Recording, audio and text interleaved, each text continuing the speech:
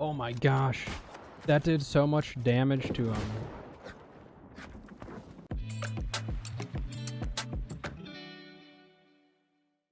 Hello and welcome. Equaster here, coming to you with another video, and today we're going to be looking at a new build video, specifically Musket Rapier.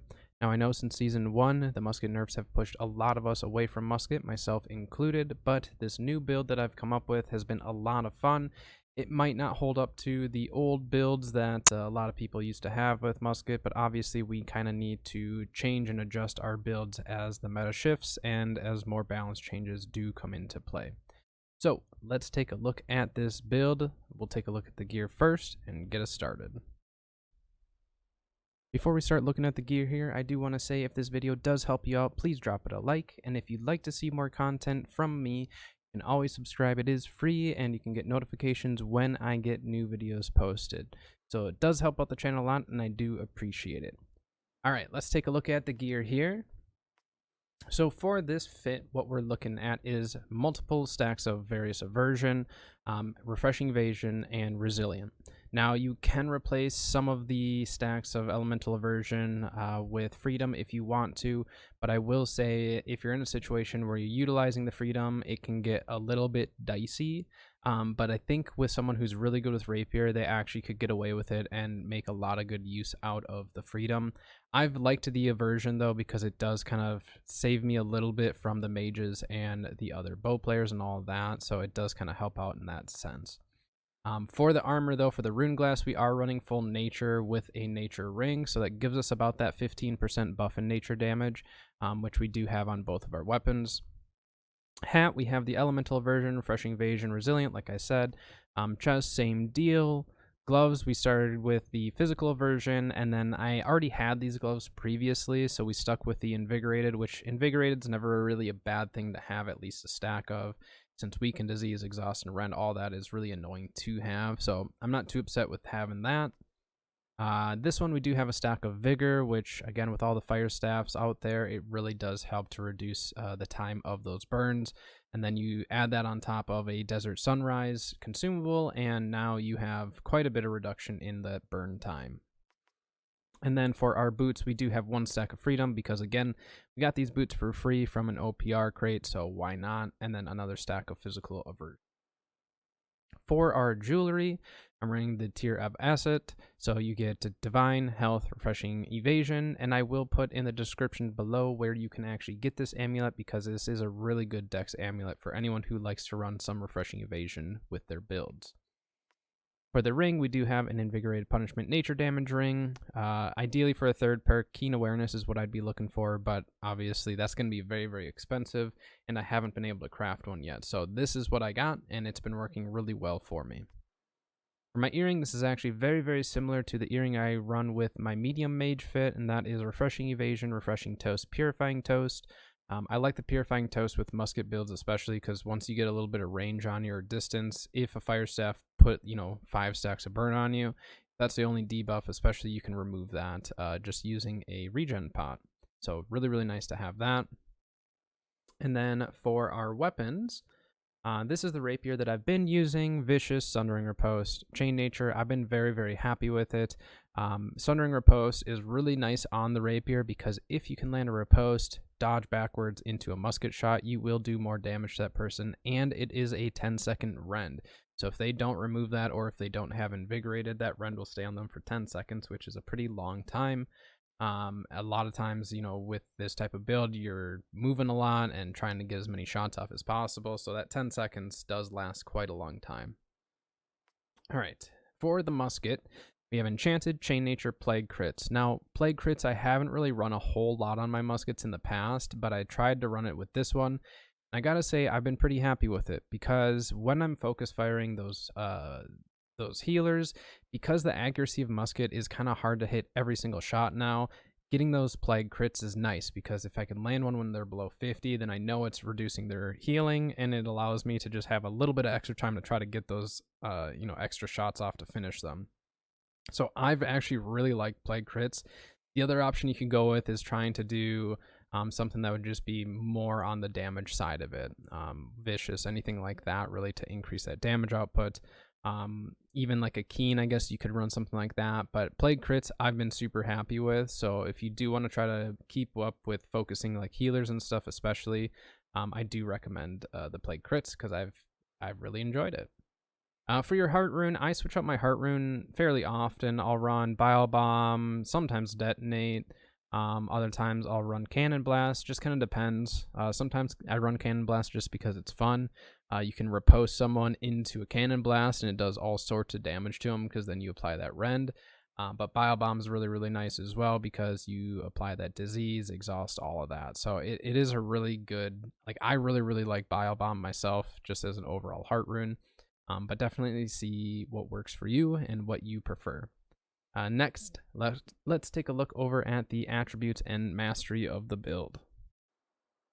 Taking a look at the attributes first here, we're running 60 con, so then with a 40 con food, that brings us up to 100, so we get that extra 10% of our physical armor. Really nice against bows, or if there's any assassin builds that kind of jump you, you get that little bit of extra physical armor, so it does help.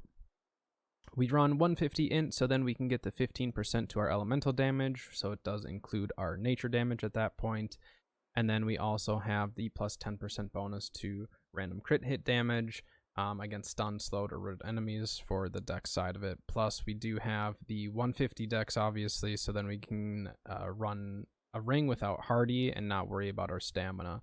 So I do like to run a little bit higher on the dex side in order to get that scaling, to get that plus 10% bonus, because at 200 int, the plus 10 mana after a dodge is useless to us. So I do like to scale up the dex a little bit higher there. But that's what I run for attributes, and it seems to work pretty good for myself. Next, let's take a look at the Rapier build. So this, as far as the abilities go, is a more common Rapier build. You're going to see that fairly often. It's a lot of survivability, but you can get pretty aggressive with it as well. If you land that riposte, you can kind of turn the fight, push them really hard, try to make the most of that rend. Otherwise, you have a lot of escape potential. Now, I am not the absolute best Rapier player out there, but I am getting better, and this particular build I haven't run as much, so I am still trying to learn how to get the timing down properly and all that, but I'm slowly getting there. I am enjoying the build a lot, which is helping me just to improve at it. I have tried doing a bleed build with this, and I wasn't a huge fan of it. Now, for someone who's really good with Rapier and really good with a bleed build, they might find a lot of use out of it. But for myself, I just was not doing well with it. It wasn't as much fun for me, so I kind of have stuck with the more survivability side of the Rapier build. Next, let's take a look at the Musket. So this is a more unique Musket build. I've actually never ran a Musket build like this. And there are a few tricks to it, or at least one trick to it, as to why I run it the way I do. But let's first take a look at the abilities and the perks so we can kind of just first get a good grasp of what the build is. So obviously we are running Power Shot, Stopping Power, and Traps, but we're only running one trap, and we do have the rend application with it. So we'll start with Sharpshooter's side. Power Shot we have all the way down. Now, you don't really need to run the bullseye. I do, because if I land a headshot with it, then I get a reload pretty quickly then. Mixed with a Refreshing Evasion, you can get that cooldown back really quick. And then for perks, we have Steady Hand, so we do get that increased accuracy. I like it because if I am kind of scoping in for just a little bit longer, then it gives me that extra accuracy, so I do really like that. We run Hit Your Mark, so then we get a damage increase the further away they are. Now, it is hard to hit those shots, you know, at 50 to 100, but if you do land them, at least you're doing a little extra damage with it. So I do like running that. And then the Empowering Headshot. So if, let's say, you land a headshot and then a power shot right after, you get that 10% empowerment. Again, it is hard to land the headshots on purpose sometimes with this build, but that's just kind of the way Musket is nowadays. Your chances are still fairly high if you're fairly close range to land a headshot, but it does get tricky to specifically aim for the head and get it every time. On the Trapper Tree side, like I said, we are running traps, but we're only running one trap with rend. I have ran the other, you know, the two traps and all that, and the two traps are nice at times if you're on an outpost trying to control the upper ground. You can throw out a couple traps along the way. Gives you a little extra time to maybe, you know, counter that person that's pushing the top. But otherwise, I haven't found a whole lot of need to have 2 traps. I'd rather have some of these other perks put into place. As far as our passive perks goes, we do have pretty much all of them except for the energy burst, which is just attacking an enemy with a debuff and you restore 5 stam. That for me is not huge. 5 stam is not much with a musket, especially like reload time, all of that. 5 stam is nothing. So I don't run that. Back it up, I also don't run this. Walking illustration movement speed increased by 10% when an enemy is within 8 minutes of player. I don't use it. Again, maybe someone else does, but I've tried it and I don't care for it. So I just don't run that. But otherwise I run every other perk. So we do get a lot of these buffs. We get the haste, we get the reload. The reload one is very, very critical for this build. We get the kick them when they're down, and then we also get the lethal combo, which the lethal combo on this right tree, that is what we're going for, because increased musket damage by 20% against targets affected by Trapper Tree debuffs. Trapper Tree debuff is any of these abilities, so if we trap someone, 20% extra damage against them, plus they have a rend. If we shoot someone with a stopping power, we apply exhaust and a slow, both debuffs on Trapper Tree, so that increases our damage output by 20%, meaning we are able to increase our power shot by 20%, because you can land the stopping power shot right after. And what a lot of people might not know, I did not know this, and I haven't heard a whole lot of people talk about it, but when you load up a power shot, if you load up a power shot, shoot a stopping power, and then either reload or dodge to reload, it will keep your power shot in your gun. So it will reload a power shot. So if you power shot, load it up, shoot your stopping power, hit someone, and then dodge, reload, or just reload, it will load up your power shot again. So therefore, your power shot now, as long as you land that stopping power, now is 20% stronger, so long as they're being affected by those debuffs, which are an 8-second debuff on both of those. Otherwise, the trap is a 3-second root with a 3-second rend, so the trap isn't as big, but you're still going to do 20% more damage against someone in that trap. Otherwise, the stopping power is really, it's a good CC and all that, but a lot of it has to do with just being able to stack more damage for that power shot. So that's how we run the musket build. That's how I've messed around with it a lot and tweaked various things, and this is just what's worked best for me. I've had a lot of fun with it. It's a very, very fun build. A lot of burst potential if you can land the shots and time the shots properly with the stopping power and power shot. But it's been very, very fun. So next, let's take a look over at some duel footage, because Bo helped me out with some duels. So thank you, Bo. But let's take a look at those, and we can kind of go over kind of what's going on and some of just the build in action as far as training goes or testing goes, and then we'll look at gameplay after that. But let's take a look at the duels. Alright, so watching these duels here, you can kind of see the way I'm playing the build. Throwing the trap down and then running between, more or less keeping that trap between me and whoever I'm fighting. Now, a build like what Bo's running here is very difficult for me to play up against, because it's a lot of damage output, it's a lot of I just need to stay alive. But with the Rapier, it allows me to either play a little bit more passively or to kind of run. So right there, even though I was low on health, I knew that with the evade, I was going to easily be able to dodge forward and just get a quick attack in. Obviously, I had to make sure that I didn't get hit myself, but that was a risk I was definitely willing to take on that. Because if I run and I miss that musket shot, there is a good chance that I end up dying anyways. Again, trying to play around those traps. So right here, seems like he gets me. Then we go for the riposte, get the double shot with the Rapier through.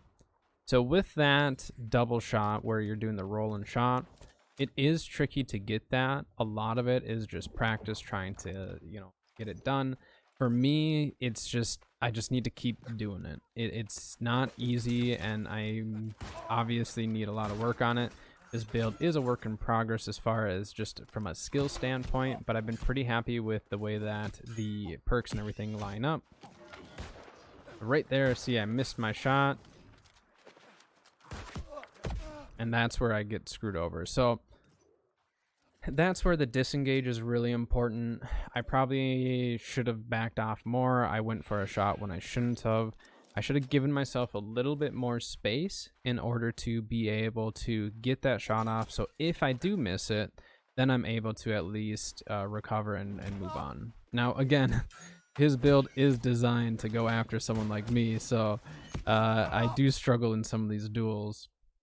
But when I land those shots and when we get the riposte and all that stuff, it's a great build. And again, someone who's a lot better with Rapier would probably have a lot easier time with it as far as survivability. But I am getting better. I am having fun with the build.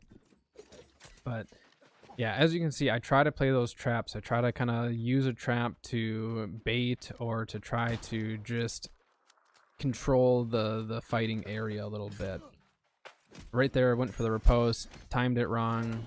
Good dodge by Bo. Great sword somehow hits me. We always talk about how the great sword can just hit and you won't see it coming at all. It's great. It's so annoying, but at the same time, it can definitely benefit you. But as you can see, I mean, I need work on my riposte timing and all of that, but it's a really good build. A lot of it just comes down to keeping your space. Now, I know, like, I usually don't like builds that run away, but it's not... I don't normally fully disengage from it. Usually I'm just creating some space in order to give myself a little bit more time. That one, I just messed up. So there's a little bit of movement there. Got him in the trap. And then we're going to rotate around here. Now we've got him on the ropes, but I know that he can get me at any moment because even though he's at below half health, it would not take much to take me out. So a lot of it is... Oh, that was a bad riposte by me. We're going to back up, shoot him, then we'll Rapier to finish it.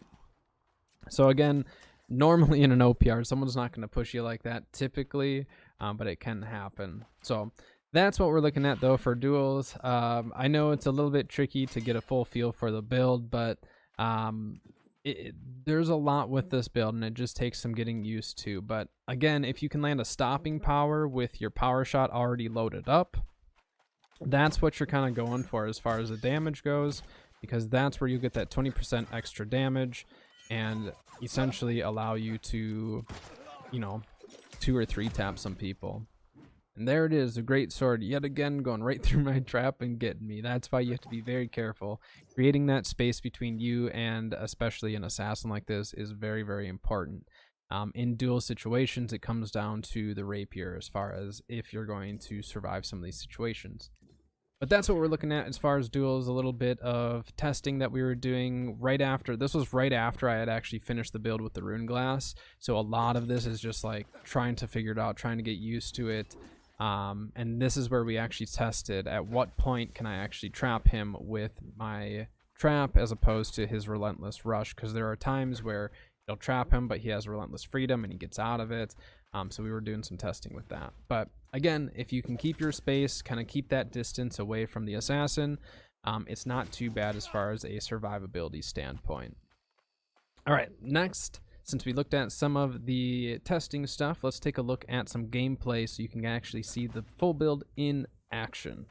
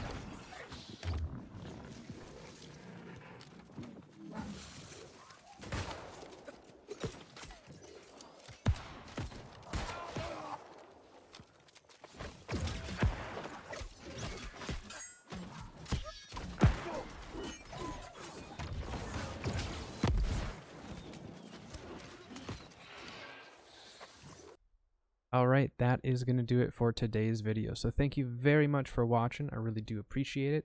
I hope that this video did help you out as far as with the musket goes, because I know that musket is in a weird place right now for a lot of people, but this build has been making it very fun for me to play again, and I do look forward to more future buffs or changes that come with it.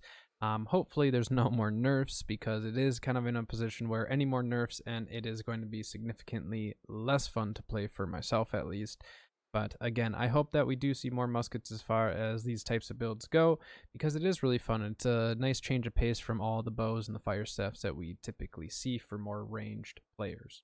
But that is going to do it for me for today's video. So again, thank you, and until next time, I'll see you guys later.